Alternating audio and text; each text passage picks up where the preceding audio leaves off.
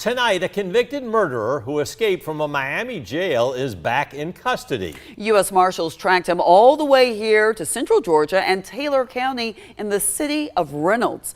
Hunter King shows us how a city council member is now part of the investigation.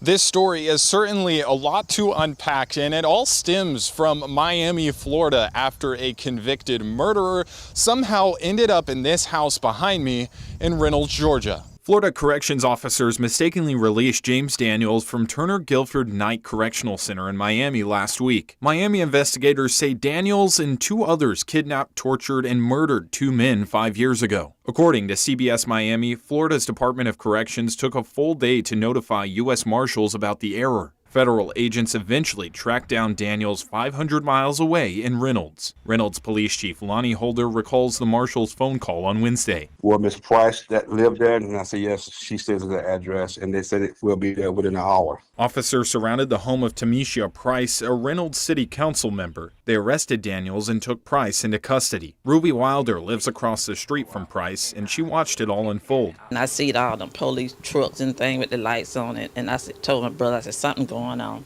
And so we came to the front door, and it was about 10 cars and truck right here. Chief Holder says the U.S. Marshals led the investigation and his officers played a support role. Now, just this morning, Lonnie Holder, the chief of police here in Reynolds, told us that Ms. Price is being charged with harboring a fugitive. That's a felony count. But when we arrived here, Ms. Price was in her home. She did not want to talk to us, but she is out of jail. It's unclear if those charges will still stand or if they'll be dropped. Reporting in Reynolds, Georgia, Hunter King, 13 WMAZ News.